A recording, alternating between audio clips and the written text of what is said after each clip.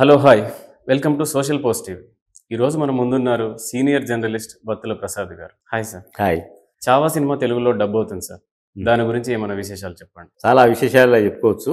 కాకపోతే ఒక ఒక మాట వైరల్ అవుతుంది. అది నిజమో కాదో తెలియదు. ఓకే. అయితే అది జరిగితే మాత్రం చాలా బాగుంటుంది. ముందు చావా సినిమా గురించి చెప్పుకోవాలి. చావా సినిమా గురించి అందరికీ తెలిసిందే.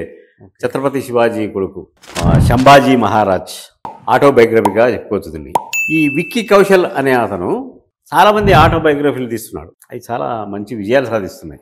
అతను గురించి తెలుసుకుంటే చాలా ఆసక్తికరమైన విషయాలు అవగతమైన విషయాలు చెప్పుకోవచ్చు మనం. అతని గురించి తెలుసుకుంటే చాలా సినిమాలు చేశాడు. అన్ని ఆటోబయోగ్రఫీలే తీస్తాడు. అది తీసే ముందు కఠోర సాధన చేసి ఆ పాత్రలోకి పరకాయ ప్రవేశం చేసేటట్టు తన బాడీని తగ్గించుకోవడమో లేకుంటే ఎక్కించుకోవడమో ఇలాంటివి చేస్తాడు. ఇది అందరికీ తెలిసిన విషయమే. కాకపోతే అతను మంచి బాడీ ఎక్సర్సైజ్ బాడీ లాగా కనిపిస్తుంది. మహారాజ్ అంటే ఎట్లుండాలి, యుద్ధ వీరుడు లాగా ఉండాలి కదా, అలాంటి క్యారెక్టర్ చేశాడు. దాన్ని తెలుగులోకి డబ్ చేస్తున్నారు అని వార్తలు వస్తున్నాయి. ఎలాగా తెలుగులో డబ్ అవుతుంది, అది ఎవరో ఒకరు డబ్ చేస్తారు.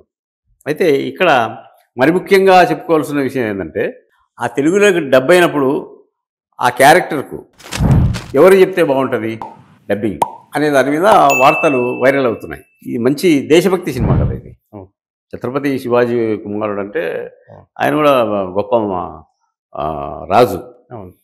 ఆయన ఆటోబయోగ్రఫీతో వస్తున్న ఈ సినిమాలో ఆ క్యారెక్టర్కి మన ఎన్టీఆర్ ఉన్నాడు, జూనియర్ ఎన్టీఆర్. ఓకే. ఆయన డబ్బింగ్ చెప్తాడు. ఆయనతో చెప్పించే విధంగా ఆ చిత్ర నిర్మాతలు పావులు కదుపుతున్నారు అనేది వార్త. ఇంతకు ఆయన చెప్తాడా చెప్పడా అనేది ఇంకా కన్ఫర్మ్ కాలేదు. ఒక వార్త అయితే దావానంలా వ్యాపించింది.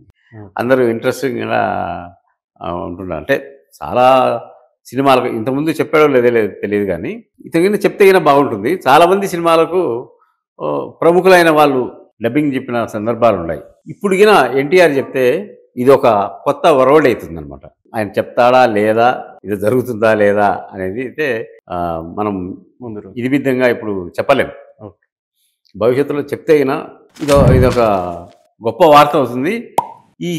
ఈ సినిమాకు, చావా సినిమాకు ఇది అదనపు ఆకర్షణ కూడా అవుతుంది అనేది నిర్విదాప్యం.